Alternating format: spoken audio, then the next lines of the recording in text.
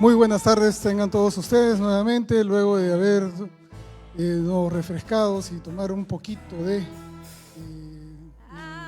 coffee break, conversado entre nosotros, haciendo un poco de networking. Seguimos con la jornada y esta vez la dejamos con la doctora, nuestra bióloga, que justamente va a presentar las siguientes exposiciones. ¿Qué tal? Buenas tardes. A continuación continuamos con la ponencia Imagen magnetotelúrica 3D del reservorio magmático y del sistema hidrotermal bajo el volcán Ubinas, sur del Perú. Esta ponencia está a cargo del ingeniero José Luis Torres Aguilar, investigador de la Pontificia Universidad Católica del Perú, IRD, y doctorante en doble grado entre la Universidad Grenoble Alpes y la PUCP. Es ingeniero geofísico y magíster en Ciencias de la Tierra, con especializaciones en Hawái y Francia. Ganador de la beca franco-peruana, lidera proyectos sobre reservorios magmáticos y geotermia en el sur del Perú. Sus investigaciones fortalecen la comprensión de procesos volcánicos y la gestión del riesgo geodinámico. Invitamos al ingeniero Torres Aguilar a desarrollar su ponencia. Lo recibimos con un fuerte aplauso.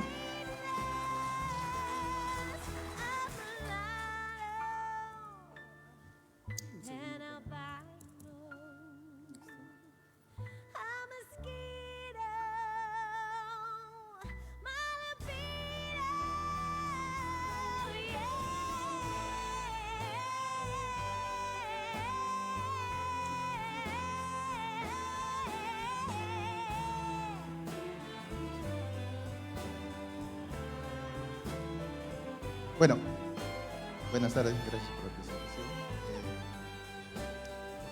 En esta oportunidad voy a dar a conocer uno de los objetivos de mi tesis doctoral, titulado Imagen magnetotelúrica en el volcán Ubinas. Vamos a tratar de obtener imágenes resistivas bajo este volcán. Este trabajo está soportado por diferentes instituciones, tanto académicas como instituciones de investigación, como es el Instituto Geofísico del Perú, también el Instituto de Investigación para el Desarrollo de Francia, el IRD, así como las instituciones académicas como es la Pontificia Universidad Católica del Perú y la Universidad Grenoble. Este trabajo es así como también el Prociencia, ¿no?, que está apoyando este proyecto. Mis supervisores por la parte francesa son la doctora Svetlana Biordina y por la parte Stefan Garamboy, por la parte peruana el doctor Marco Milla y el doctor Orlando Tavera. Bien, este es el contenido de mi presentación. Bueno, en el sur del Perú hay 14 volcanes activos, ¿no?, estratovolcanes activos, de los cuales en los últimos 500 años, por lo menos 6 de estos volcanes han presentado al menos un proceso eruptivo, ¿no? Y 2 de estos volcanes, como bien anteriormente lo dijeron, son los más activos del sur del Perú, ¿no? Y aproximadamente a lo largo de esta cadena volcánica habitan 1.1 millones de personas, ¿no? Y cerca de los volcanes más activos del sur del Perú, o los más activos, habitan 15.000 personas en total. Ahora nos vamos a enfocar en el volcán Ubinas. Es uno de los volcanes más activos del sur del Perú. Este volcán en los últimos 500 años ha presentado aproximadamente 28 procesos eruptivos, ¿no? Ahora, si nos concentramos en los últimos 20 años, este volcán ha presentado hasta 4 procesos eruptivos, ¿no? El más interesante quizás, o el más resaltante, fue el del julio del 2019, que ha generado una explosión con alturas de ceniza, o la columna de ceniza llegó hasta 6 kilómetros sobre el cráter del volcán. Y las cenizas se han desplazado hasta 200 kilómetros, ¿no?, como la imagen que ven acá, en dirección hacia La Paz, hacia el este, afectando diferentes pueblos, ¿no?, incluso algunos pueblos de Bolivia. Por ende, es bastante importante investigar, entender el proceso eruptivo de estos volcanes, ¿no? Además, entender desde qué profundidad el material está expulsándose, en qué profundidad está el reservorio magmático, por dónde asciende el material magmático.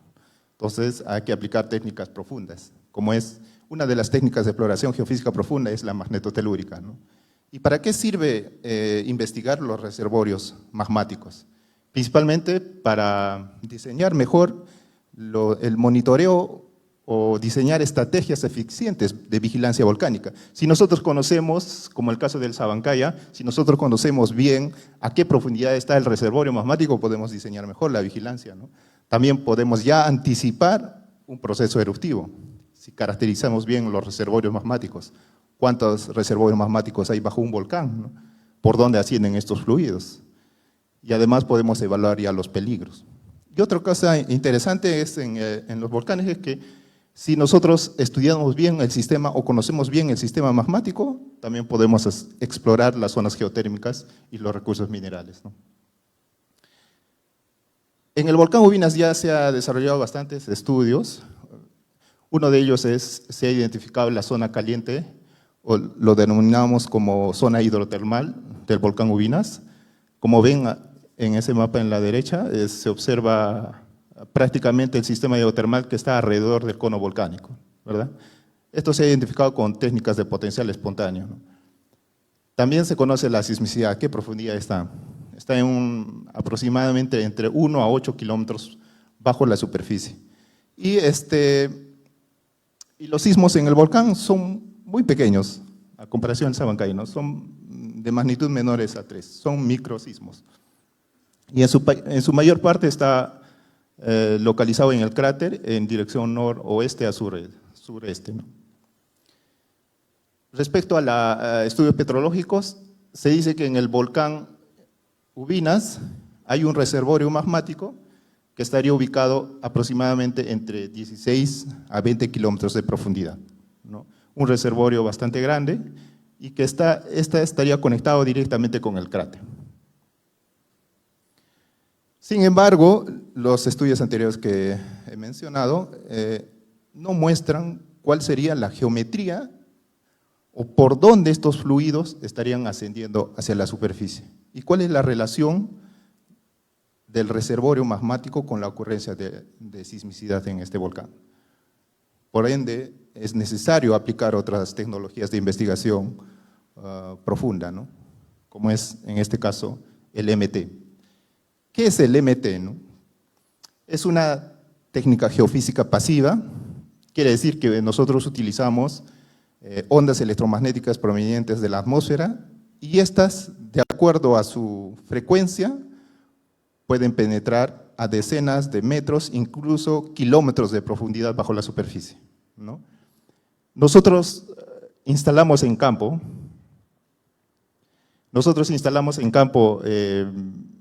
los equipos. Por ejemplo, fue en el cráter, justo en el cráter del volcán Ubinas, aproximadamente a 5.600 metros sobre el nivel del mar, y luego registramos en serie de tiempo, ¿no? Tanto el campo eléctrico como el campo magnético. Y esta señal en el tiempo la convertimos al dominio de frecuencia para estimar las impedancias, que es prácticamente la relación del campo eléctrico con el campo magnético, ¿no? Y luego esta impedancia la utilizamos para estimar la resistividad. Para obtener este modelo 3D de resistividad hacemos la inversión, ¿no? La inversión 3D. Entonces, los diferentes colores que ven ahí en la inversión vendrían a ser la distribución de las resistividades en profundidad. Pero hoy en día ya se conoce cuáles son los valores de resistividad de los diferentes materiales de la roca, ¿no? De acuerdo a Simpson, 2005, se dice que las altas resistividades están relacionadas a rocas ígneas, metamórficas, sin meteorización, ¿no? Las intermedias están relacionadas a rocas sedimentarias y las bajas resistividades o en colores cálidos estaría relacionado a estos diferentes materiales. Y justamente estos materiales, ¿no? Llámese el magma, agua salada, minerales, salmueras ultrasalinas, todos estos materiales están potencialmente presentes bajo un volcán activo. Por ende, es es, podríamos decir,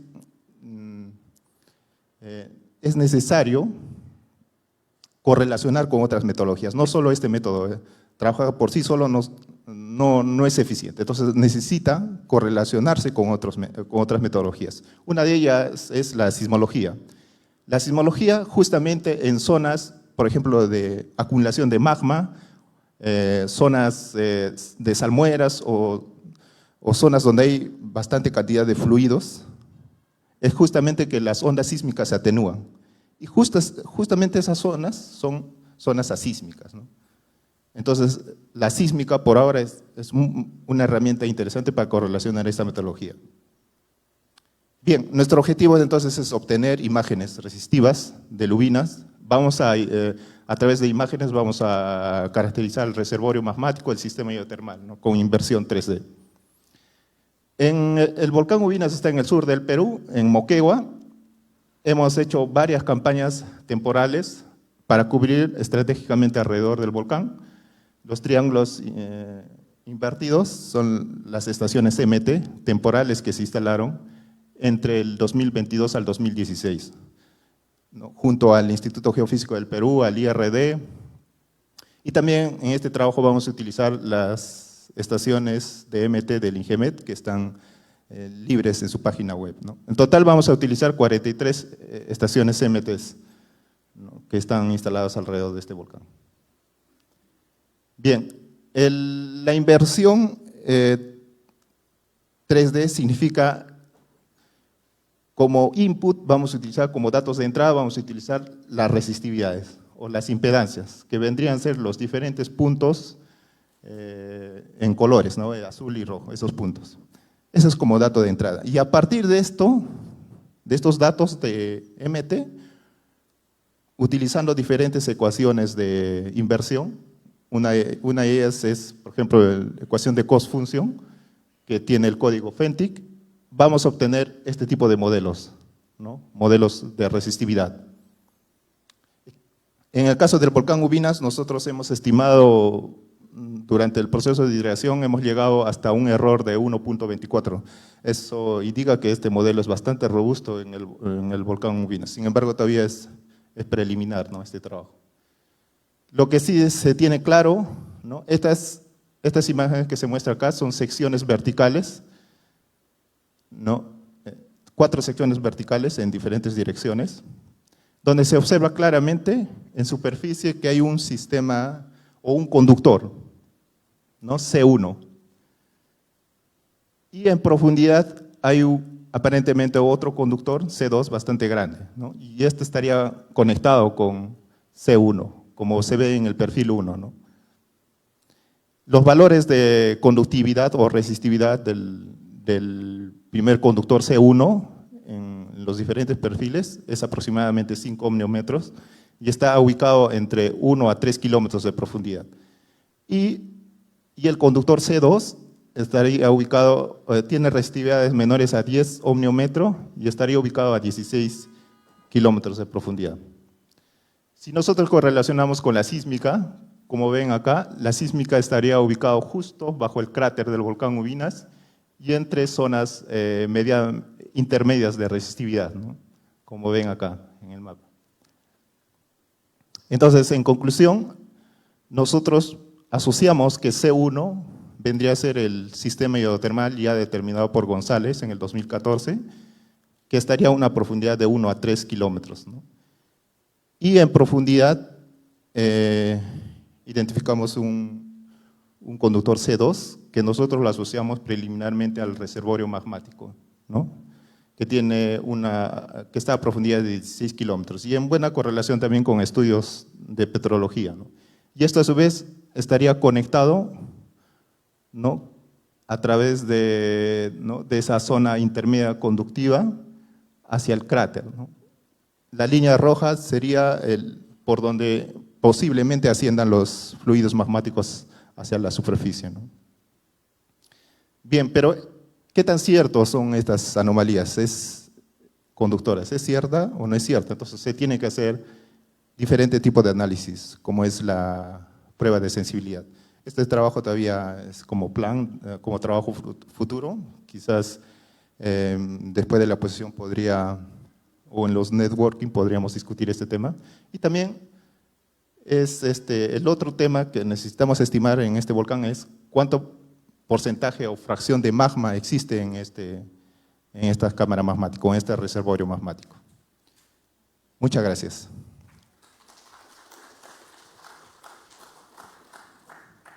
Agradecemos al ingeniero José Luis Torres por su ilustración sobre cómo la imagen magnetotelúrica 3D puede darnos alcances sobre posibles procesos volcánicos y gestión de riesgo geodinámico en un volcán. A continuación, presentamos la ponencia titulada Miniaturización y semiconductores, una ruta estratégica para el desarrollo tecnológico del Perú, a cargo de la doctora María Elicia Armas Alvarado, investigadora principal del Instituto Nacional de Investigación y Capacitación de Telecomunicaciones de la Universidad Nacional de Ingeniería, INICTEL UNI, y doctora en Ingeniería Eléctrica por la Universidad de Sao Paulo. La doctora María Armas lidera investigación en materiales, óptica y microfluídica, incluyendo dispositivos Lab-On a chip, desarrollados íntegramente en el Perú. Contribuye al avance nacional en microelectrónica, fotónica y semiconductores. Invitamos a la doctora Armas a desarrollar su ponencia. La recibimos con un fuerte aplauso.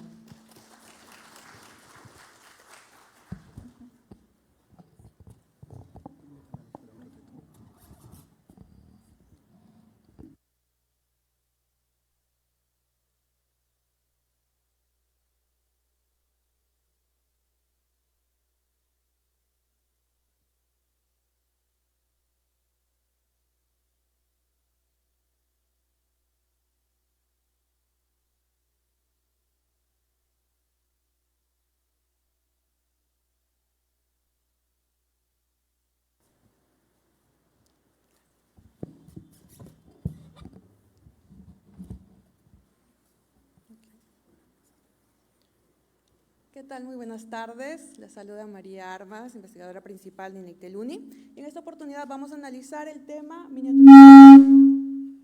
¿Qué pasó?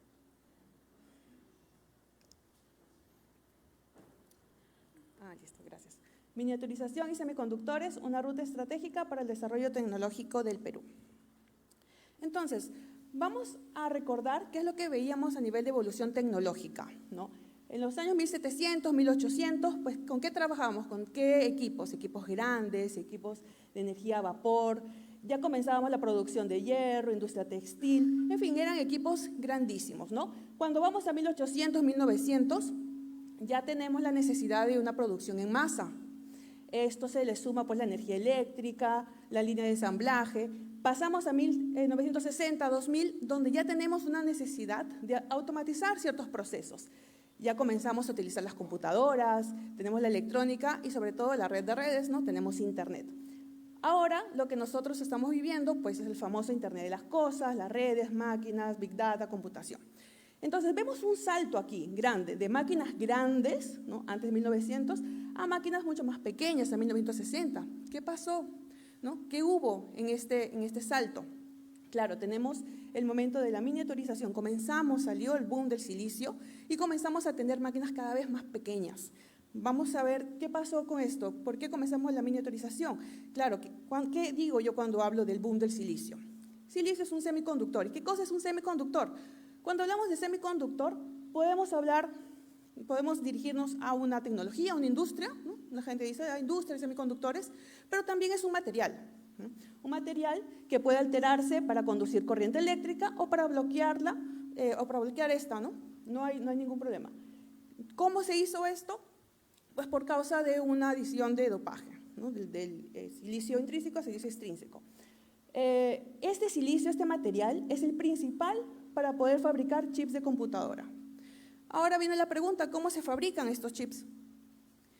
Los semiconductores son sin duda el producto más complejo jamás fabricado. Intel inclusive comenta que utilizan 700 pasos para poder fabricar un circuito integrado. Imagínense, cada paso pues requiere muchísima energía, muchísimos equipos sofisticados. Y lo que contenemos en esos circuitos son millones de pequeños interruptores microscópicos. A estos interruptores nosotros en electrónica le llamamos transistores. ¿Qué cosa sería entonces un transistor?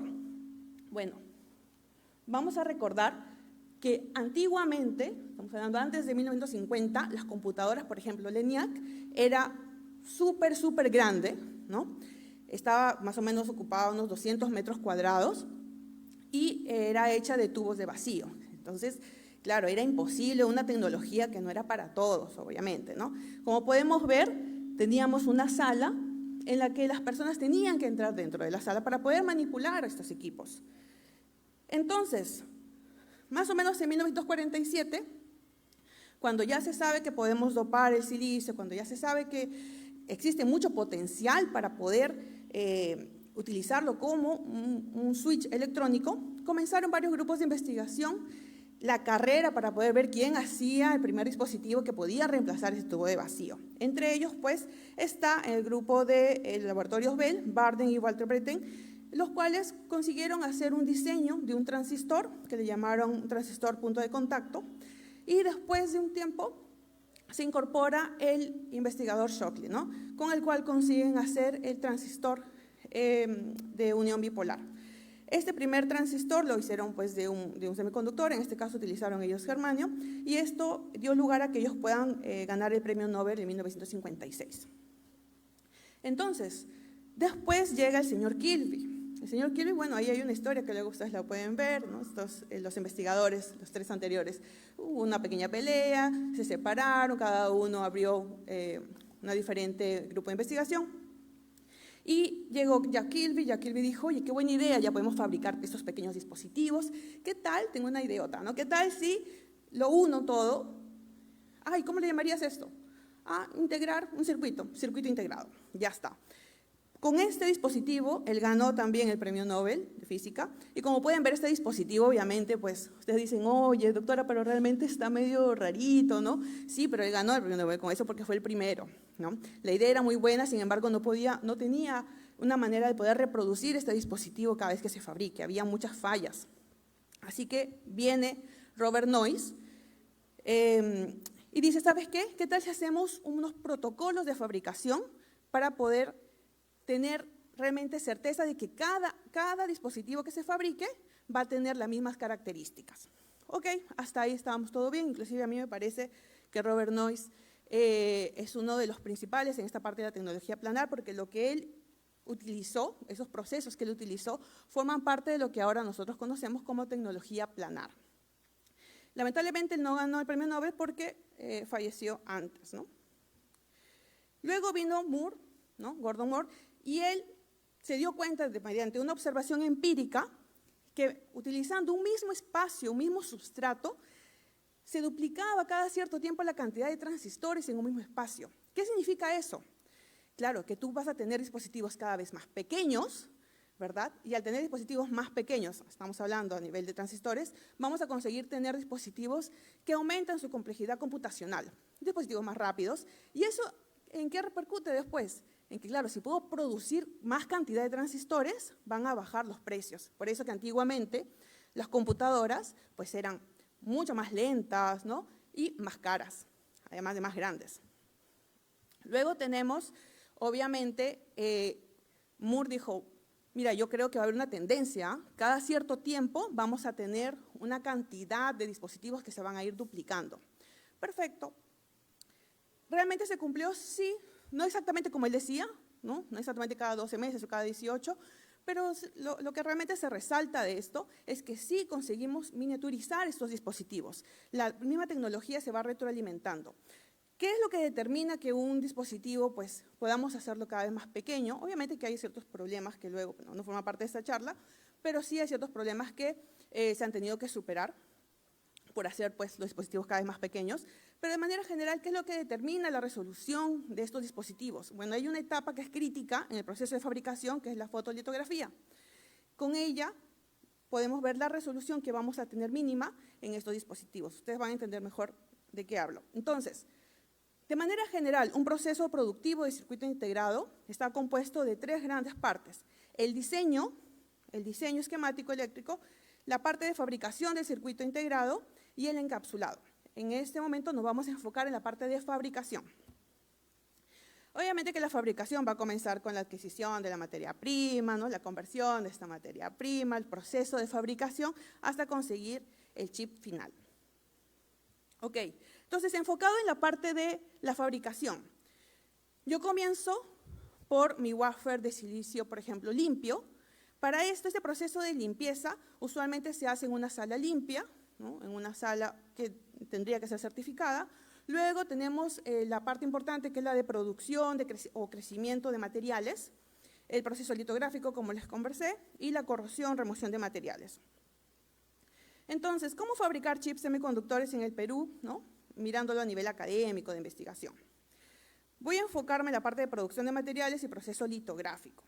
¿Listo? Entonces, tengo aquí un pequeño esquema resumido. Tan solo para retomar, yo les comenté que era necesario un proceso de limpieza. Claro, porque estamos hablando de hacer dispositivos súper pequeñitos, estamos hablando a nivel de microdimensiones, ¿no? Entonces, cualquier cosa que se caiga de nosotros mismos va a ser un pequeño monstruo al lado de estos dispositivos que vamos a fabricar. Necesitamos un proceso que sea limpio. Para esto, pues usualmente se utilizan soluciones químicas. La parte de la deposición de estas películas se llaman deposición de películas finas. Es una parte específica de ciencias de los materiales y se utilizan ciertos equipos especializados. Luego tenemos la fotolitografía. En la fotolitografía es traspasar el patrón que va a tener mi diseño para el sustrato. Este proceso es mucho más complicado porque yo requiero hacer otra vez una limpieza, requiero depositar material, que usualmente es un material polimérico, fotosensible, hacer un set de máscaras. Estas máscaras, si tú tienes suerte y está en tu laboratorio, la puedes hacer en tu laboratorio, pero usualmente hay que utilizar un material especial y hay que mandarla a fabricar. Un dato, te puede demorar, nosotros hemos mandado a fabricar aquí, como mandamos a fabricar un foundry lejos, fuera del país, nos demora pues unos 3, 4, 5 meses, ¿no? Además de los $400, $500. Y luego tiene que otra vez pasar al proceso de fotolinear, ¿no? Hacer un juego de luces para poder grabar ese diseño, hacerlo súper chiquitito y que llegue en el substrato. Y por último, el proceso de corrosión del material. Corrosión del material es 2 líneas grandes, que sería la corrosión química, para eso se utilizan soluciones químicas, o la corrosión por gases, ¿no? Es decir, una corrosión química no habría ningún problema, ¿verdad? En el caso del Perú no hay una campana química y ya está. ¿Qué tenemos nosotros aquí en el Perú? Concitec lanzó un programa nacional transversal de ciencia, tecnología y materiales, donde se impulsó bastante la parte de ciencias de los materiales, deposición de filmes finos en varios grupos de investigación. Entonces, existen varios grupos que tienen diferentes equipos de deposición de filmes finos. Así que, ¿qué sería lo que nos falta entonces en el Perú? Porque se dan cuenta, obviamente yo entiendo que la cadena productiva sería genial tenerla en un solo lugar, ¿no? Pero si nos damos cuenta, tenemos diferentes equipos en diferentes lugares. ¿Qué nos faltaría? Claro, el proceso crítico que les comenté. El proceso crítico sería el proceso litográfico. Ese proceso litográfico, que usualmente lleva muchas etapas, nosotros en INICTEL hemos conseguido comprar una máquina litográfica que es un poco especial. Esta, a diferencia del resto, no requiere ese set de máscaras que les comenté hace rato. Es decir, si en un momento, ¿no? Por ejemplo, alguna institución tiene alguna aplicación que está pensando, ¿sabes qué? Tenemos la idea de hacer de repente un mapeo de un vector de alguna enfermedad y necesito un dispositivo que sea tipo point of care, quiero llevarlo a algún lugar, o necesito hacer un dispositivo que me permita hacer una evaluación de contaminantes en agua.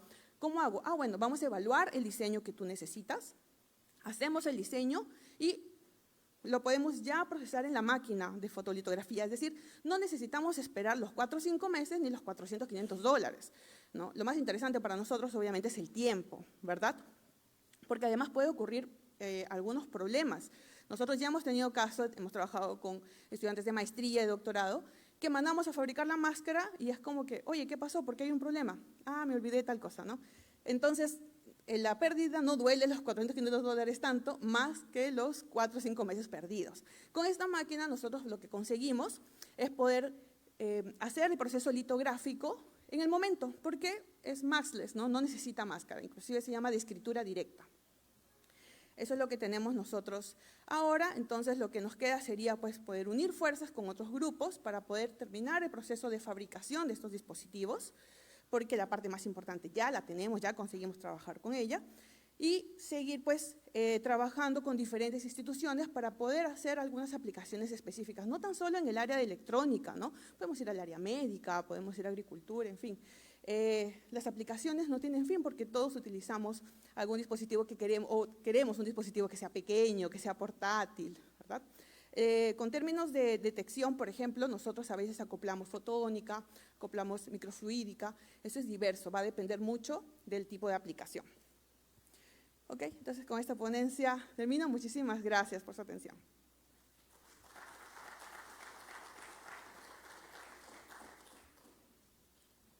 Agradecemos a la doctora María Armas y por favor todos atentos a que existe este equipo de litografía con el cual se puede trabajar en desarrollos conjuntos con todos los IPIs y sus representantes que están aquí presentes. A continuación vamos a presentar la ponencia titulada Desarrollo de paquetes tecnológicos para la diversificación de la piscicultura en la Amazonía peruana. Esta ponencia está a cargo del ingeniero Cristian Fernández Méndez, investigador del Instituto de Investigaciones de la Amazonía Peruana, IAP, especialista en nutrición y cultivo larval de peces amazónicos y autor de más de 30 publicaciones científicas. El ingeniero Cristian lidera proyectos de diversificación de piscicultura amazónica y uso de aditivos funcionales para mejorar sostenibilidad y productividad. Invitamos al ingeniero Fernández Méndez para desarrollar su ponencia. Lo recibimos con un fuerte aplauso.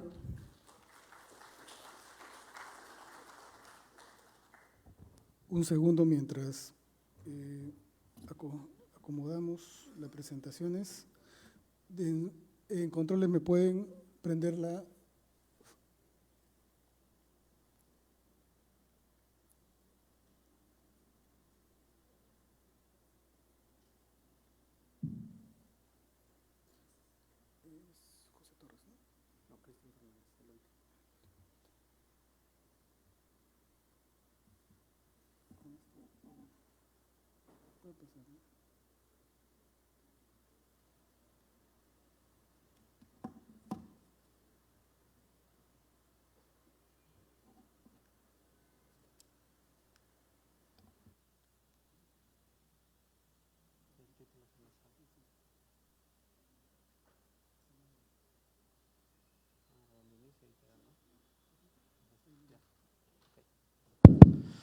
Gracias, muy buenas tardes con todos los presentes. Soy investigador del Instituto de Investigaciones de la Amazonía Peruana. Yo por ejemplo estoy en Iquitos, pero tenemos diferentes colegas distribuidos en diferentes departamentos de la Amazonía y vengo básicamente a contarles un poco lo que estamos trabajando en el desarrollo de tecnologías para el cultivo de peces amazónicos. Nosotros trabajamos con especies nativas, no trabajamos con especies híbridas, tampoco trabajamos con especies introducidas. Entonces buscamos aprovechar la diversidad que ya existe y cómo podemos con esto contribuir a la población en seguridad alimentaria.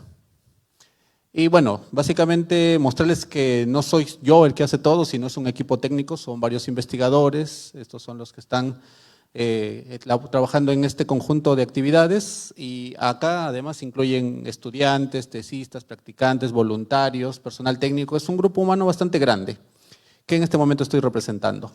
Otro punto que les quería mencionar es, vemos la Amazonía, no sé si muchos sabrán que el 60% del país es Amazonía, entonces nosotros como Instituto de Investigación estamos distribuidos en diferentes departamentos y en diferentes departamentos tenemos diferentes actividades, en todos esos departamentos trabajamos con piscicultura, es la actividad que tenemos prioritaria porque es con la que hemos empezado desde los años 80.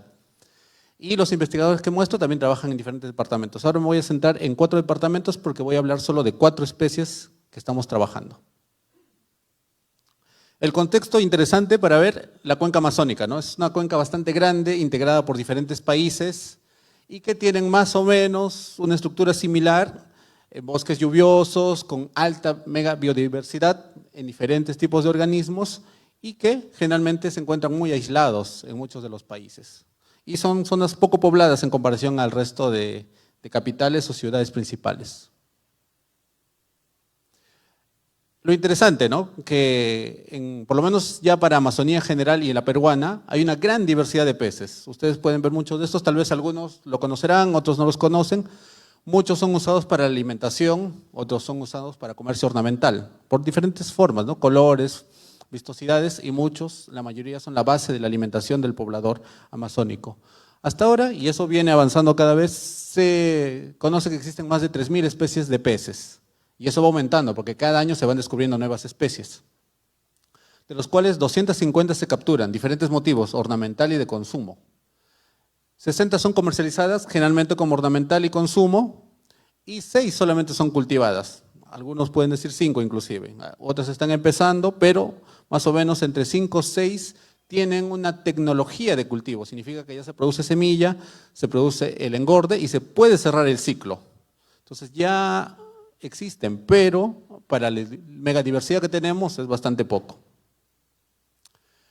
El contexto importante, y es importante saberlo y lo mostramos con datos que han sido ya publicados, es de que la tendencia es de que las pesquerías, muy similar que en el mar, hay una reducción de los stocks pesqueros. Igual en Amazonía, diferentes especies, acá tenemos por ejemplo la gamitana, por allá tenemos la araguana, el paiche, arriba es un bagre grande, que es muy consumido también.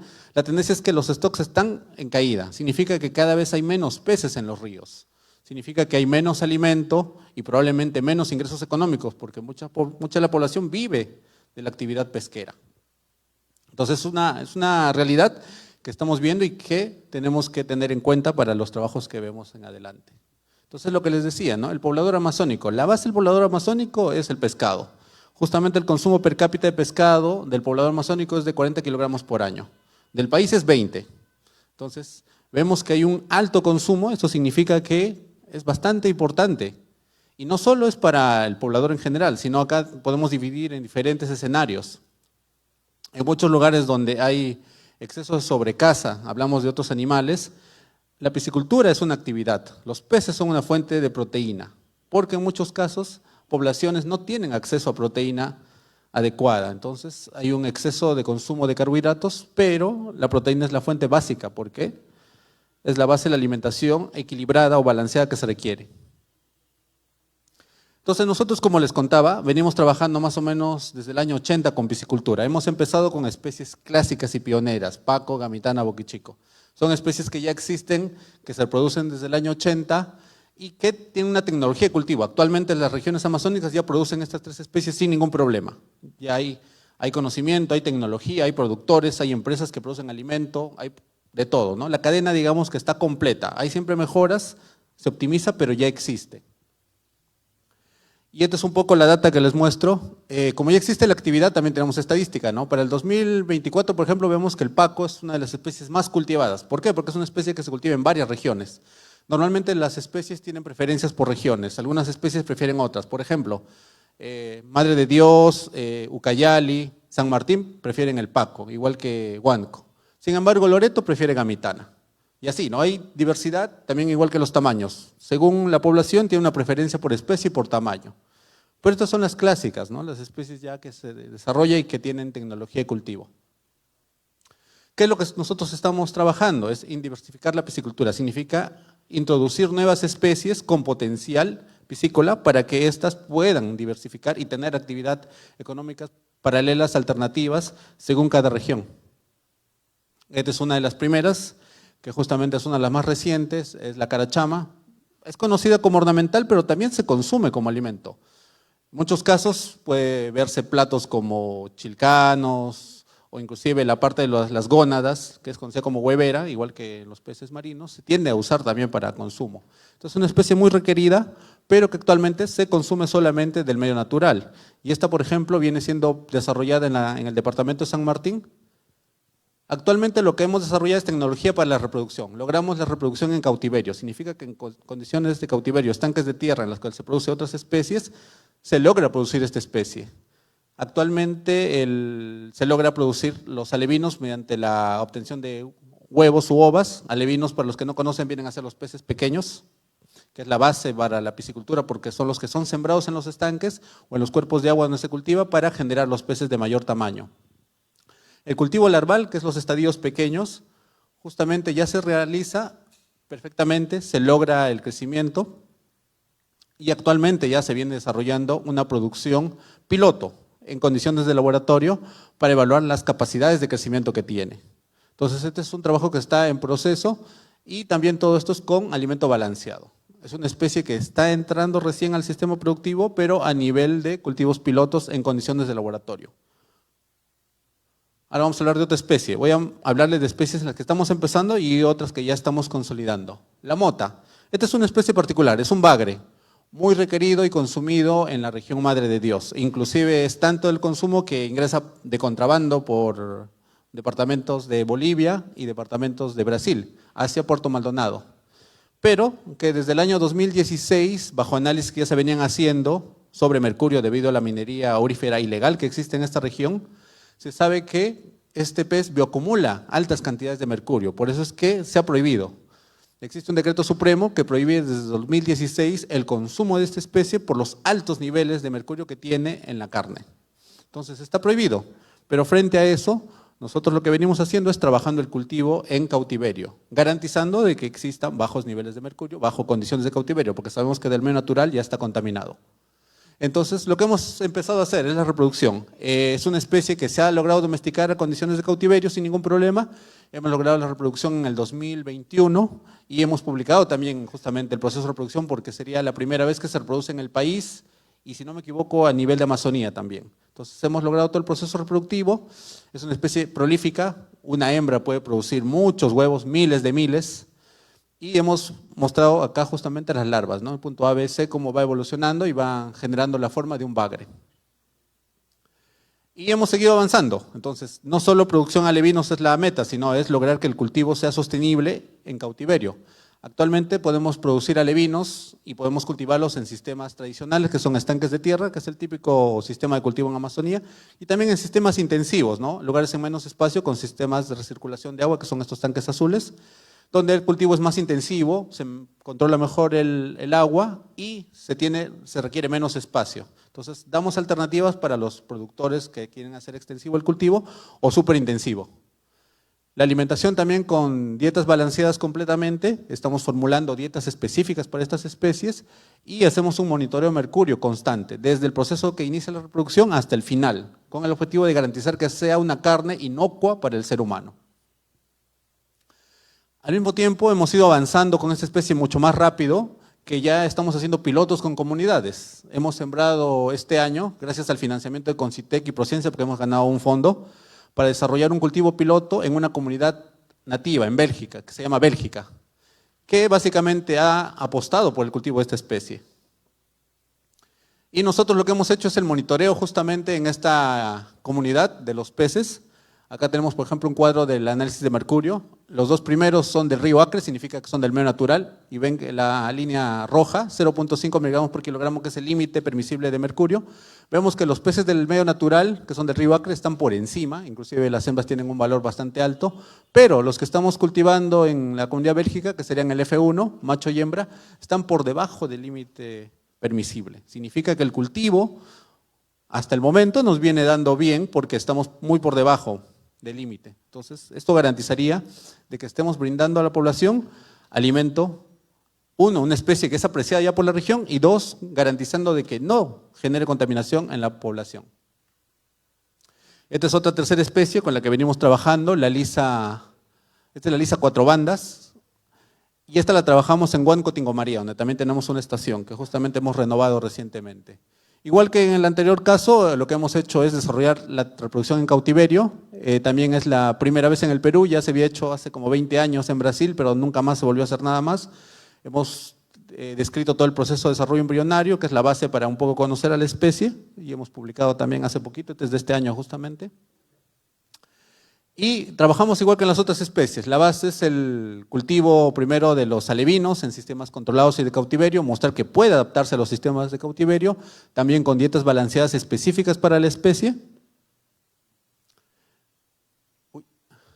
Y básicamente también esperamos que para el próximo año empezar cultivos piloto en productores. Lo que hemos visto es que los productores adoptan la tecnología cuando ven que ellos o sus vecinos la están utilizando. Nosotros como institución podemos decirle que es muy bueno, adecuado, perfecto, pero ellos tienen que verlo. Entonces lo que hacemos es la adopción de tecnología en conjunto con ellos. Y esta es la siguiente especie. Esta es para mí importante porque es en la que yo trabajo y es la que yo dirijo. Esta es en Loreto. Y esto es con el apoyo también del Instituto de Investigación para el Desarrollo, el IRD de Francia, en el que venimos trabajando más o menos hace más de 10 años en el desarrollo y cultivo de esta especie. Es una especie que ha tomado tiempo, es un bagre amazónico muy requerido. El que ha visitado alguna vez alguna región amazónica ha tenido que consumir un plato con esta especie porque es muy utilizada para ceviche básicamente. Entonces verán que es muy requerida y actualmente solo se obtiene del medio natural. Esto es en los mercados tradicionales, Iquitos, Pucallpa, probablemente vas a encontrar. En los mercados ya se vende la carne, toda del medio natural. Es una carne de muy buena calidad, buen sabor, tiene ausencia de espinas intramusculares en comparación con otras especies como paco, gamitana, boquichico, que tienen espinas que son muy molestosas para el que no está acostumbrado a comer pez amazónico. Y tiene un alto costo, el kilo puede llegar hasta 70 soles en momentos en el que no hay la especie, en que hay escasez. Entonces es una especie bastante preciada y que, como decíamos, es el foco también de buscar que se realice cautiverio de esta especie. También la reproducción inducida ya la hemos realizado hace muchos años ya en conjunto con otros institutos y con el IRD. Ya es una tecnología que se realiza, ya muchas entidades, inclusive estatales en Perú ya la hacen, eso no es un problema. Sin embargo, el problema viene acá, durante el cultivo larval. Existe canibalismo en esta especie. En los primeros estadios de vida, ustedes pueden ver las imágenes, hay mordeduras entre ellos e inclusive uno puede consumirse al otro completamente. Son tipos de canibalismo, tipo 1, tipo 2. Entonces, esto trae una dificultad, que al final nosotros sembrábamos muchos individuos y obteníamos uno solo de gran tamaño. Entonces, pueden ver ahí en la foto, el más grande, probablemente ese si lo dejamos ahí va a depredar a los demás. Entonces, eso no es piscicultura, si vamos a sembrar muchos, si vamos a obtener uno, no es sostenible. Hemos generado tecnologías de cultivo, cómo reducir el canibalismo. Básicamente hemos utilizado tecnologías que están publicadas en los artículos, pero que les explico brevemente. Por ejemplo, una es oscuridad completa. Trabajamos en oscuridad completa en la etapa larval, solo con linternas para alimentar y limpiar. Hemos visto que la iluminación favorece el canibalismo. Y la otra estrategia es aumentar la frecuencia de alimentación. No se le da 2 o 3 veces, se le da muchas veces durante todo el día. Significa que mantener al pez saciado para reducir el canibalismo, porque no lo eliminamos. Ahora actualmente tenemos supervivencias del 70% por encima. Otro punto importante es que también esta especie al inicio no aceptaba el alimento balanceado, era muy difícil, había mucha mortalidad. Entonces hemos logrado, mediante técnicas de adiestramiento con dietas húmedas, lograr que consuma dietas balanceadas. Una vez que hemos avanzado en estas grandes etapas, ya hemos hecho otros estudios a nivel histológico, capacidad digestiva y estudios nutricionales muy específicos que han ayudado a mejorar el crecimiento. Antes obteníamos un individuo de 10 centímetros en un mes, ahora obtenemos de 10 centímetros en 15 días. Entonces hemos optimizado el crecimiento grandemente.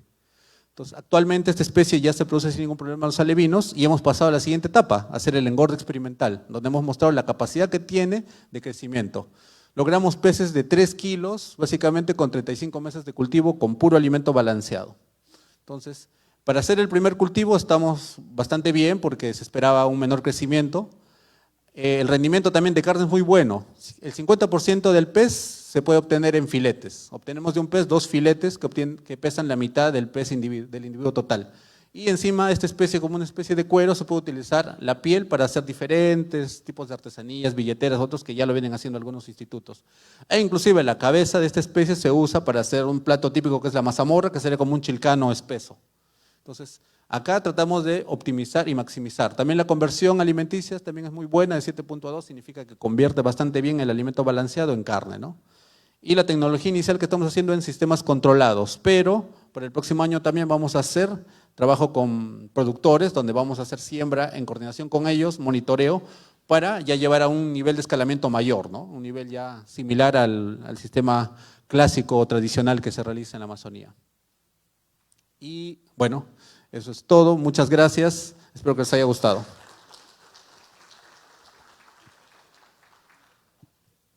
Muchas gracias, ingeniero Fernández. Agradecemos mucho su presentación, que nos ha mostrado todo el ciclo desde la investigación hasta la puesta del paquete tecnológico y su uso por la población, no solo como consumidor, sino también como productor. Además, hemos notado que el ingeniero Fernández también ha integrado conceptos muy importantes para nosotros, como son la salud, la nutrición, el cambio climático, la contaminación por mercurio, y todos estos temas son temas que, si bien él ha tratado desde su enfoque, en colaboración con todo el personal que está en este momento representando al Instituto Público de Investigación correspondiente, podrían trabajar en equipo para mejorar los paquetes tecnológicos que se desprenden de esta investigación, ya que he mencionado que es un paquete tecnológico, pero cuando ha detallado su exposición vemos que en realidad son varios paquetes tecnológicos dirigidos tanto a salud humana, a economía local, a desarrollo sostenible, a desarrollo de comunidades, a reducción de contaminantes. Por ejemplo, un problema bastante serio es que los niños no pueden comer libremente el pescado. ¿Por qué? Porque por un lado no están acostumbrados a ver las espinas, por otro lado lamentablemente es muy caro consumir pescado que sea garantizado con que tenga una cantidad baja de mercurio, lo que accedemos diariamente la población adulta es distinto de las necesidades nutricionales de los niños, ¿no?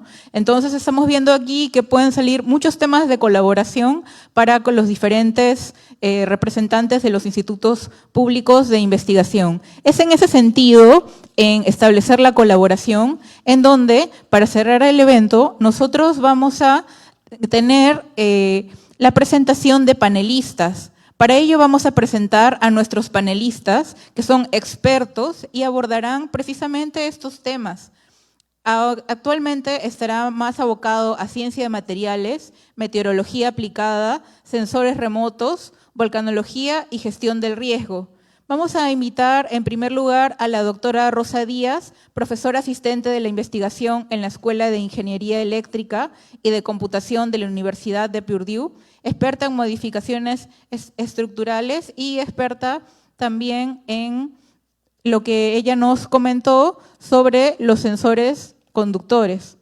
A continuación vamos a presentar, por favor acérquese, el doctor Luciano Vidal, quien es doctor en meteorología por la Universidad de Buenos Aires e investigador del Servicio Meteorológico Nacional de Argentina, donde se especializa en aplicaciones científicas de productos de teledetección. Cuenta con amplia experiencia en la gestión y análisis de datos provenientes de sensores remotos, incluyendo radares y satélites meteorológicos, utilizados para el monitoreo y el pronóstico de fenómenos meteorológicos severos. Se desempeña como coordinador de aplicaciones de sensores remotos, radares y satélites, y actualmente es vicepresidente de la Comisión de Infraestructura de la Organización Meteorológica Mundial, OMM, para Sudamérica, desde donde contribuye al fortalecimiento regional de sistemas de observación y alerta temprana. Y nuestro tercer panelista, invitamos al ingeniero José Luis Torres Aguilar, investigación de la Pontificia Universidad Católica del Perú, IRD, quien lidera proyectos sobre reservorios magmáticos y geotermia en el sur del Perú, de quien también hemos escuchado hace poco su charla.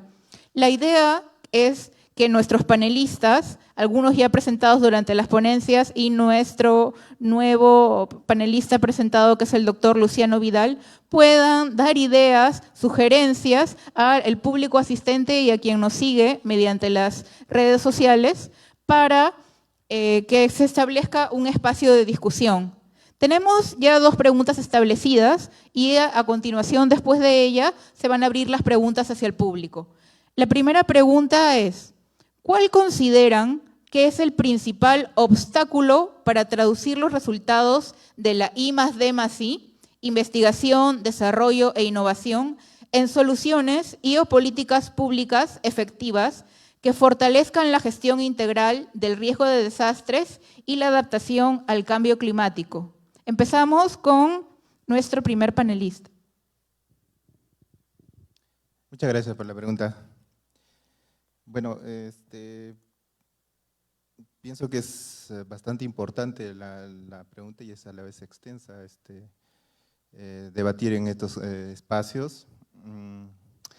Voy a dar mi opinión en mi ámbito de vulcanología. Pienso que actualmente hay, digamos, como una especie de brecha entre el conocimiento generado por los científicos y los, vayamos a decir, los tomadores de decisiones, ¿no?, de las entidades públicas. Ese espacio, esa brecha, hay que trabajar bastante hoy en día, es una distancia bastante grande, entonces hay que acercar, que para eso se tiene que trabajar poco a poco, ¿no? Entonces, por ejemplo, ¿cómo hacer cerrar esas brechas? En principio pienso que hay que crear mesas técnicas de trabajo, ¿no?, donde el investigador, donde el Estado, los investigadores técnicos científicos, los gobernadores, tanto también digamos, la comunidad, tengan un diálogo permanente, constante, ¿no? Y no solo en emergencias, sino también tienen que trabajar juntamente con actualizarse en el conocimiento, ¿no? Además, esta brecha también se puede cerrar entre las instituciones, creando herramientas, pienso, herramientas que fácilmente las instituciones públicas, en principio, las puedan consumir esta información científica, ¿no?, que diariamente se publica. El problema no es la investigación científica, el problema es que hay esa brecha entre los tomadores de decisiones y el conocimiento científico que se genera, ¿no? Por ejemplo, desde mi campo de vulcanología, nosotros por supuesto generamos mucha información científica, como conocemos la estructura interna de la Tierra, sabemos cómo, desde dónde provienen los fluidos magmáticos, dónde se acumulan los fluidos magmáticos, toda esta información se publica, por supuesto. Pero esta información es muy técnica, muy especializada. ¿Y cuánto de esta información es traducida a un lenguaje coloquial para los tomadores de decisiones? Poca, ¿verdad? Entonces hay que cerrar esas brechas, hay que trabajar en ese aspecto. Gracias. Muchas gracias, ingeniero Torres. Sí. Sí, a continuación, la doctora Rosa Díaz. Yo estoy totalmente de acuerdo contigo, creo que la brecha es el común entre el conocimiento científico y los tomadores de decisión. Estaba leyendo hace poco un libro sobre colaboraciones exitosas en investigación y una de las cosas que dice es, nosotros como investigadores tenemos un conocimiento tan técnico que cuando se lo damos a una persona que pueda tomar decisión, ellos lo pueden tomar como ese regalo que te dan en Navidad que no te gusta, ¿no? Porque realmente no saben qué hacer con eso, no es su tema, no dominan la… Entonces, para cerrar esa brecha, yo creo educación no desde el punto de vista de colegio, universidad, sino un tipo de desarrollo de capacidades, ¿no? Y no solo de cómo crear un lenguaje para que el tomador de decisiones lo entienda, o solamente dar la parte técnica, sino también cómo un científico puede comunicarse de una manera menos técnica. Creo que ese es por los dos lados va, ¿no? Es pasar la información, pero también nosotros cómo nos comunicamos. Y creo que eso, como científica, eso es algo que ha faltado en el proceso. Muchas gracias, doctora Díaz. A continuación, el doctor Luciano. Okay. Gracias. Hola, sí. Sí, bueno, coincido acá con mis colegas, me parece que ese es uno de los principales, volviendo a la pregunta, uno de los principales obstáculos es el tema de los universos muy diferentes en los que nos manejamos a nivel vocabulario también, ¿no? de comunicación. Como mencionaban ambos dos, ¿no? Desde la parte de nuestra profesión, nos pasan, bueno, me pasa en mi caso, pero nos pasa en general en el ámbito de la meteorología, donde tenemos que comunicar, digamos, aspectos un poco más técnicos. No estoy hablando, digamos, por ahí de la comunicación de un pronóstico del tiempo, sino de cuestiones más de investigación, de desarrollo, donde estamos tratando de mejorar algún sistema de alerta temprana, donde estamos trabajando en conjunto con tomadores de decisión, con los cuales, digamos, lo primero siempre que nos encontramos es con esta diferencia de lenguaje técnico, donde estamos muy acostumbrados por ahí uno viene formado desde la parte de investigación, de artículos científicos, siendo muy riguroso, y después cuando uno se sienta a discutir con la otra persona, como bien vos decías, nos miran con cara como diciendo, no sé de qué me estás hablando, no sé cómo voy a utilizar esa información, y entonces ahí uno tiene que tratar de encontrar alternativas para que eso realmente llegue a donde tiene que llegar. Después, otro aspecto también que me parece que es importante es que a veces no es tan claro, digamos, los requerimientos, ¿no? Desde el punto de vista de las necesidades por ahí que se tienen desde el lado del usuario y también desde el lado del investigador, ¿no? Uno de repente a veces empieza a desarrollar tareas de investigación sin tener por ahí muy claro la relevancia de la investigación. Hoy en alguna otra de las charlas eso lo abordábamos. El hecho de primero plantearse, bueno, ¿para qué estoy haciendo esta investigación? Digamos, ¿no? Para que podría ser una investigación básica de decir, ok, bueno, es un nuevo conocimiento que estoy aportando, pero si realmente, creo que me parece, en el marco de este congreso en el que estamos hoy discutiendo, es importante, digamos, pensarlo desde el punto de vista de, bueno, cómo lo que estamos haciendo va a impactar de alguna manera en mejorar la calidad de vida de las personas, o que la información que uno genere, la investigación que uno genere, pueda ayudar a desarrollar mejores políticas públicas, digamos, ¿no?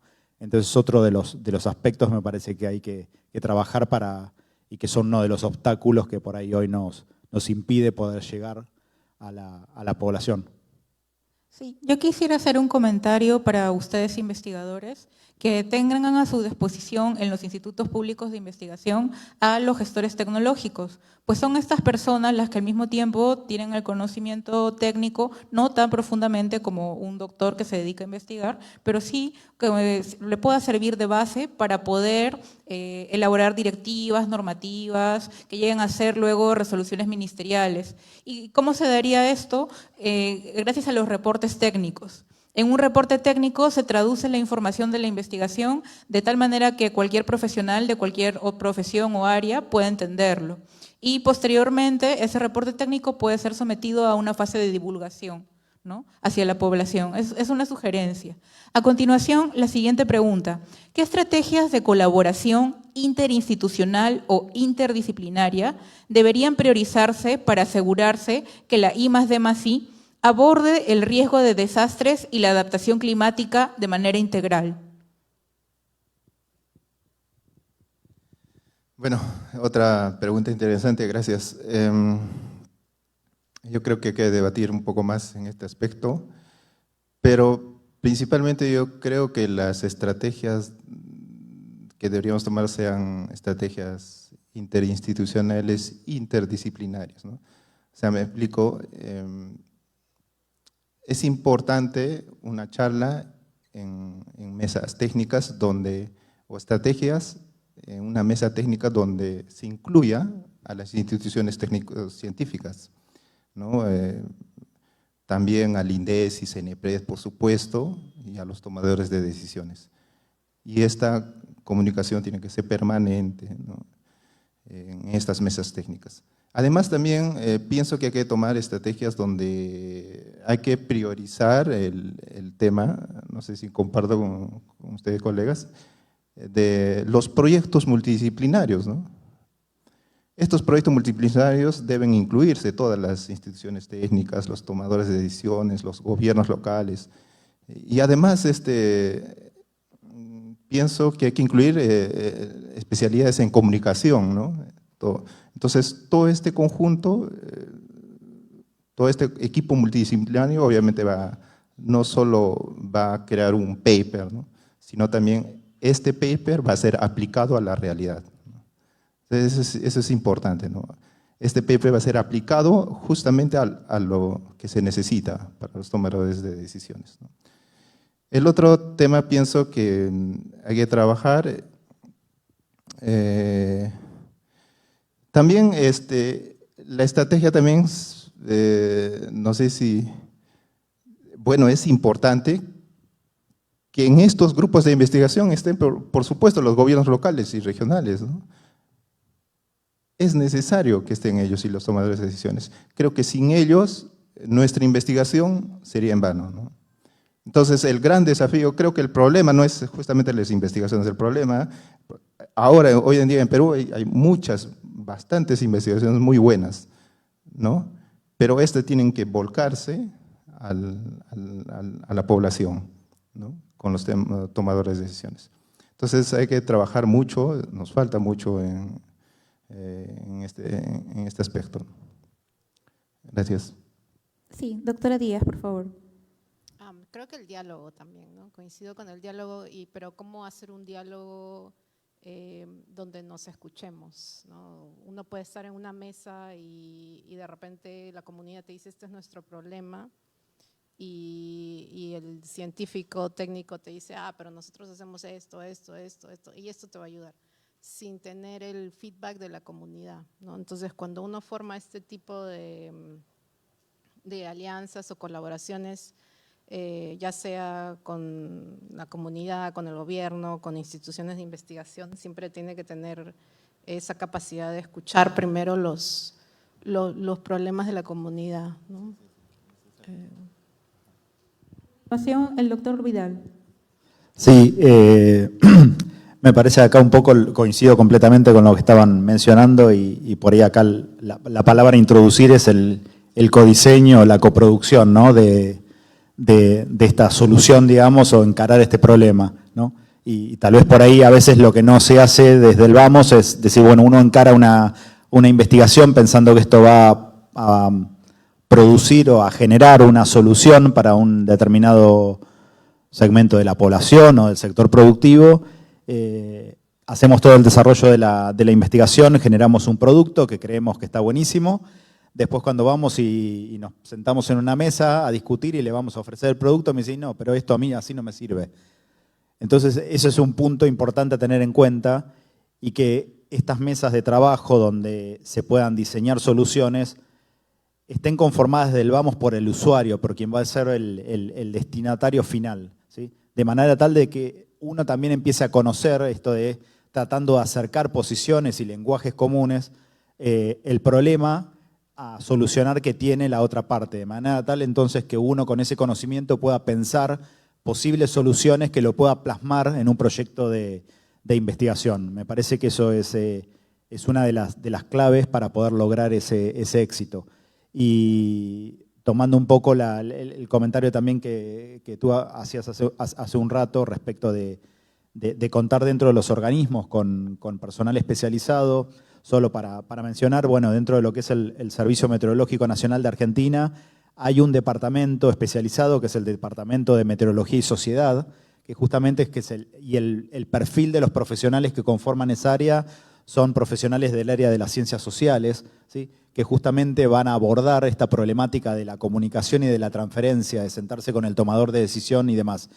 Eso la verdad que fue un cambio de paradigma para nosotros, es algo relativamente nuevo que tenemos, es algo relativamente también novedoso a nivel mundial, digamos, que un servicio meteorológico pueda tener este tipo de perfiles dentro del organismo, pero como recién aquí mencionábamos, es algo que es muy relevante para instituciones como las nuestras, ¿no? Donde tenemos que, digamos, discutir y hablar con tomadores de decisión, ¿sí? Ese es un aspecto clave. Gracias.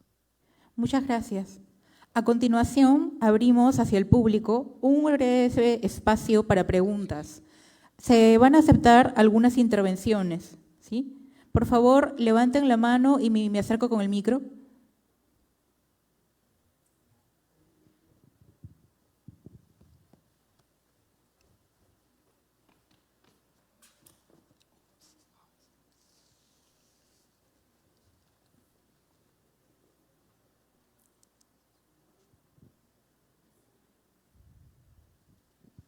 Buenas tardes, doctores.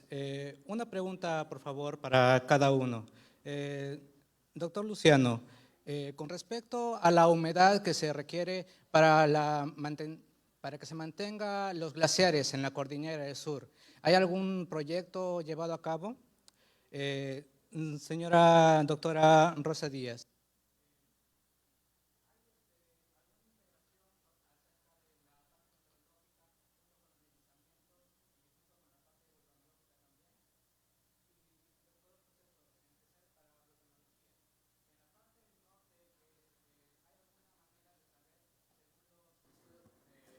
Más arriba el micrófono, por favor.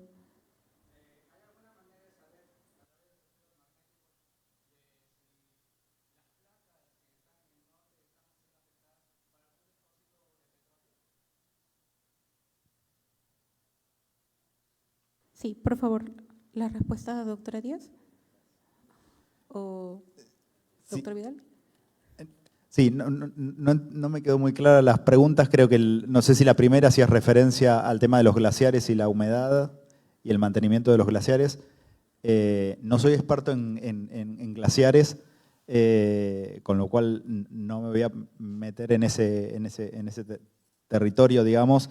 Lo único que te puedo mencionar, digamos, que una de las principales fuentes de recarga, digamos, de los glaciares desde el punto de vista del ciclo hidrológico son las precipitaciones, principalmente en alta montaña, en esta región de la cordillera, principalmente durante el invierno. Y como para retomar uno de los aspectos que mencionaba esta mañana durante mi ponencia, en el contexto en el que hoy estamos, digamos, de un calentamiento global y de cambio climático, lo que se está observando justamente es un aumento de la temperatura que, digamos, en promedio a nivel global, pero que está impactando a nivel regional, con una disponibilidad un poco menor de la humedad en la atmósfera, lo que podría eventualmente llevar a una disponibilidad un poco menor de agua, digamos, en glaciares, que es un aspecto importante, digamos, y preocupante, ¿no? Porque en muchos países, incluso en Argentina, en invierno, en aquellas regiones donde hay estaciones muy diferenciadas entre lluviosas y secas, principalmente justamente en invierno, son las nieves eternas, digamos, o los glaciares en alta montaña, los reservorios de agua, y eso es una preocupación creciente que se vaya reduciendo y más en este contexto. La otra pregunta, escuché algo de meteorología, pero no terminé de entender, iba orientada a vos, pero... Sí, era una pregunta relacionada a temas de ciencias de materiales. Sí. ¿La puede replantear, por favor?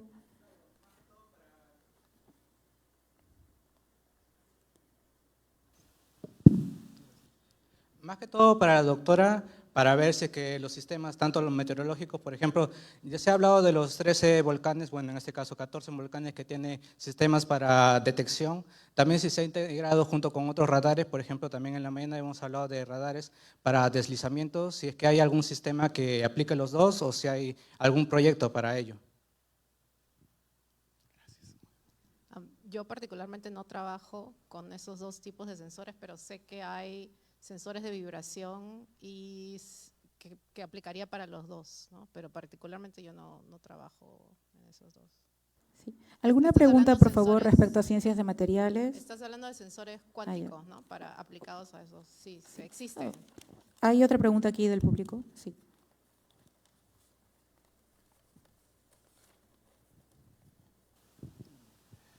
Sí, muy buenas tardes. Una pregunta específica, quizás saliéndome un poco del tema. Como yo vengo del norte,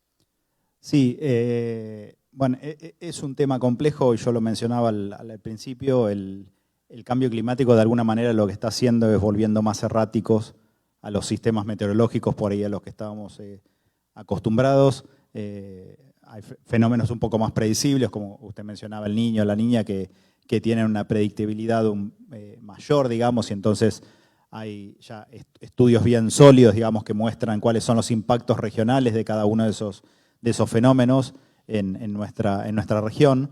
Pero en lo que tiene que ver con eventos extremos, bueno, es algo que se está trabajando fuertemente a nivel mundial en realidad, porque bueno, de alguna manera la previsibilidad de esos fenómenos está, digamos, está de alguna manera modificando la forma en la cual veníamos trabajando desde el punto de vista de las herramientas de pronóstico, con lo cual eso hay que volver a replantearse, no desde la física del fenómeno, sino de cómo representar justamente esos extremos, que son lo más difícil desde el punto de vista de la estadística pura también, ¿no? El hecho de que, bueno, es algo más fácil de poder identificar y predecir, y más en el corto plazo, digamos, cuando hay que tomar decisiones, más desde el punto de vista de la agroindustria, donde no son decisiones si de repente mañana salgo con un paraguas porque va a llover, sino que tengo que tomar una decisión de aquí a la próxima, al próximo trimestre o a los próximos 4 meses, para ver si realmente voy a poder sembrar o no voy a poder sembrar, o qué tipo de siembra voy a poder hacer.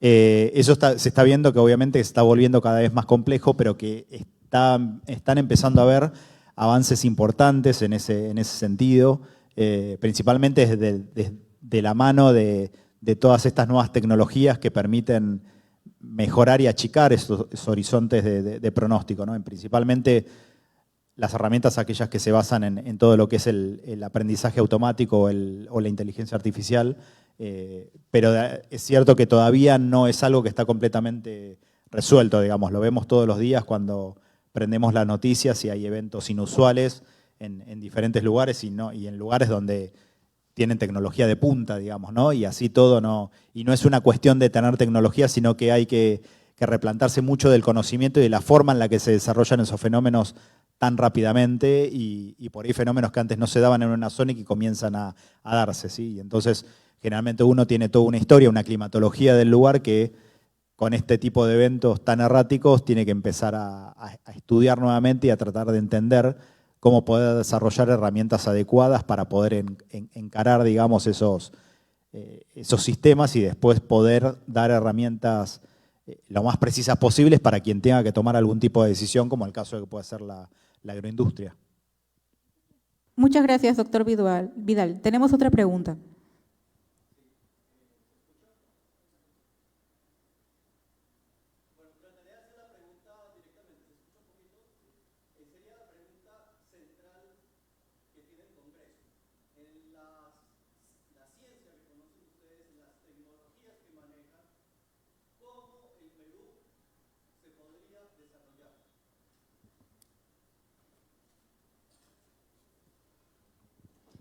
Bueno, es un poco lo que expliqué en la charla. Para empezar, darse cuenta que la materia prima está en el Perú, ¿no? Y el año pasado hubo varios memorándums de entendimiento que firmó el Perú con Canadá, Alemania, Estados Unidos en el tema de minerales críticos, pero creo que no se entendía la importancia de esos, por qué se estaban firmando esos memorándums, ¿no? Y es porque el Perú es rico en estos minerales que no se encuentran en países como Estados Unidos, que es uno de los productores de sensores o de computación cuántica o semiconductores.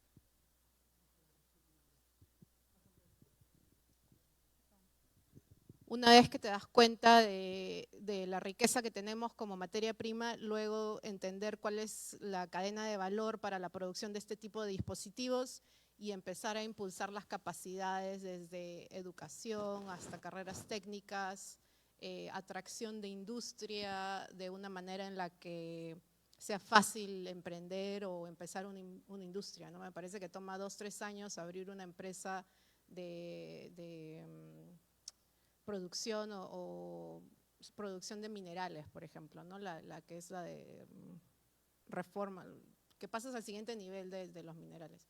En fin, o sea, hay varias reformas de políticas que se necesitan para poder crear una industria de ese tipo, pero también desde el punto de vista de educación e investigación es impulsar con fondos, ¿no? Con financiamiento para que se pueda hacer esa investigación en el país. ¿Alguna pregunta adicional? Sí, tenemos dos preguntas. Ok, tenemos 2 preguntas más.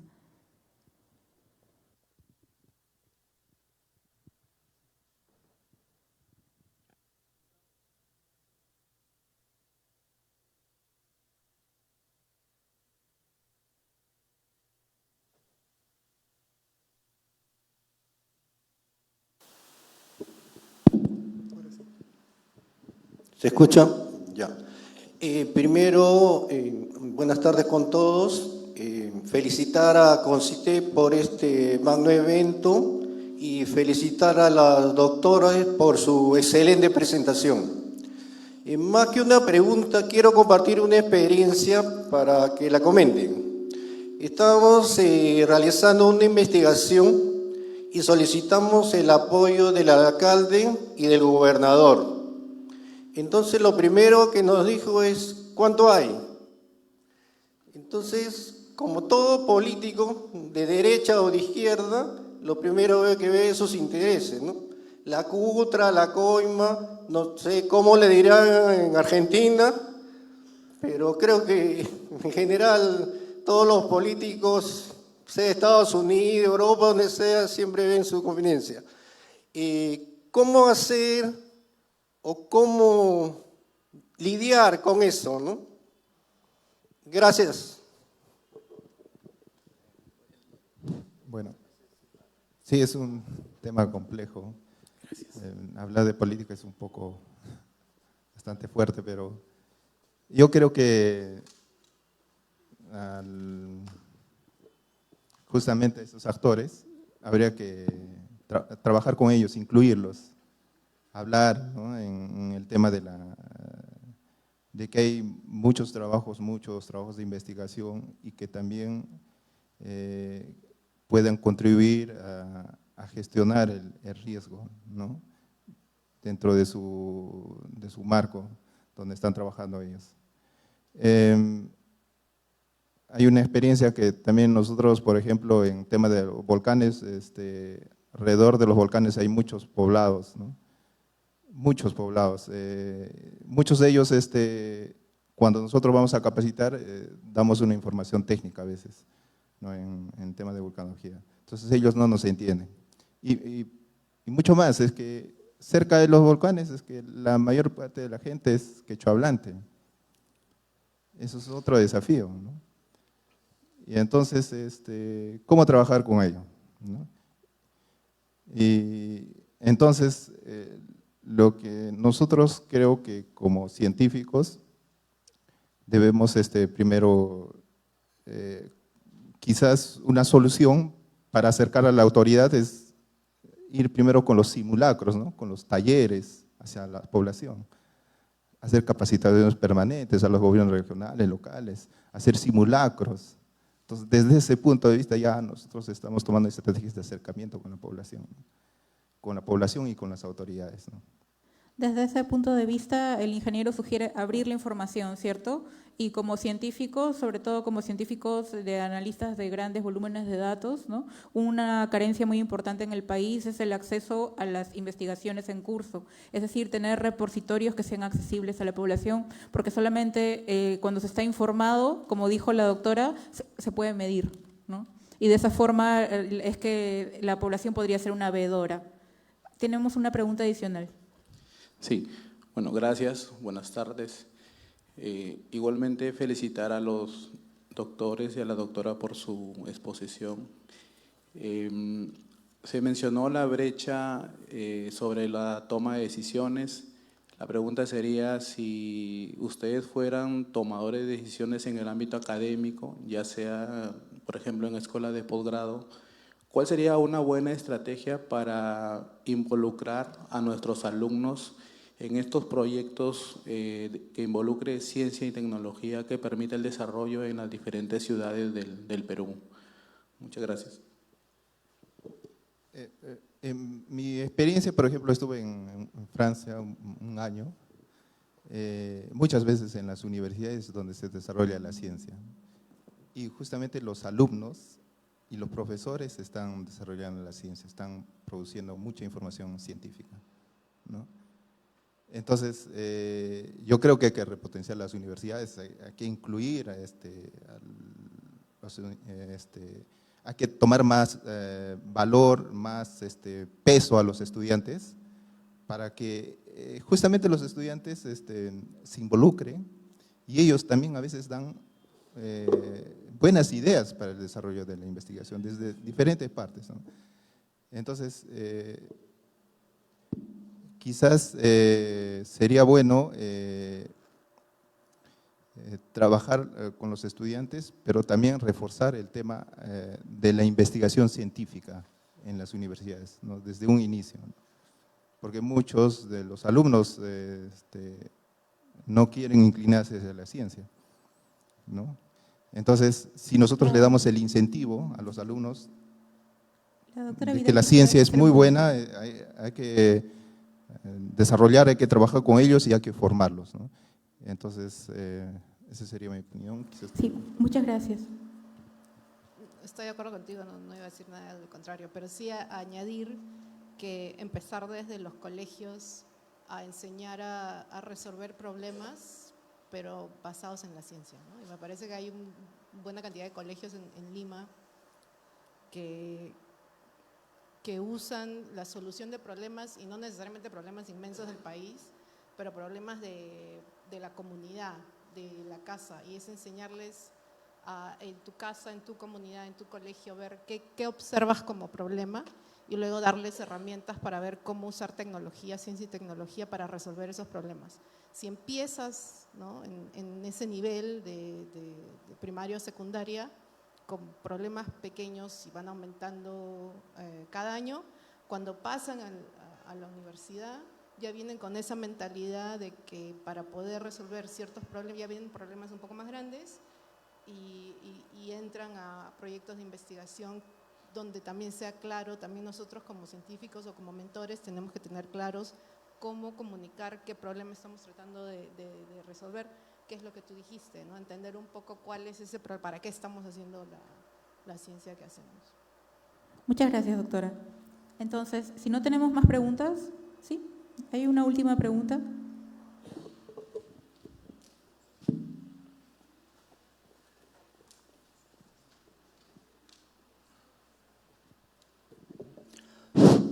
Muy buenas tardes a los panelistas. Yo quisiera preguntar lo siguiente, ya que hemos escuchado bastante sobre lo que son los recursos minerales. ¿Qué sucede si realmente nosotros tenemos, por ejemplo, como recurso principal, en estos últimos años, se habla bastante del litio, tenemos un gran potencial, tenemos lo que es, por ejemplo, el potasio y los minerales reactivos? ¿Qué opinan ustedes como científicos, no? ¿Qué va a ser del Perú de acá de unos 10 años? Porque actualmente el oro, por ejemplo, tiene un potencial para 10 años y los recursos hídricos más adelante, porque agua también es mineral. Más de 60 años ya no vas a tener recursos hídricos. ¿Cuál sería la solución a esos aspectos técnicos, científicos? Gracias. ¿Algún alcance? Creo que el tema es un poco complejo, ¿no? Pero es, por ejemplo, en el tema de hídrico que mencionas, yo sugeriría, tienes que incluir no solo científicos como nosotros, sino la respuesta tiene que venir del instituto que maneja el agua, más los tomadores de decisiones, y proyectarse cuál es la solución de aquí a 10, 30 años, ¿no? Por el tema del litio, no es que tengamos tampoco tanto, es Argentina y Chile y Bolivia son los que tienen más litio que nosotros, pero ya desde universidades se está estudiando materiales para baterías que no son litio, ¿no? Porque el litio está en tan pequeña cantidad en el mundo que no vale la pena, o sea, tiene para ciertos años, pero ya están viendo baterías de sodio, que hay una abundancia y cómo las vuelves más eficaces, ¿no? Aparte que el litio es súper contaminante como batería, ¿no? Desde el que la hace hasta el desecho de las pilas que quedan después, ¿no? Es súper contaminante. Agradecemos la participación del público. Muchas gracias.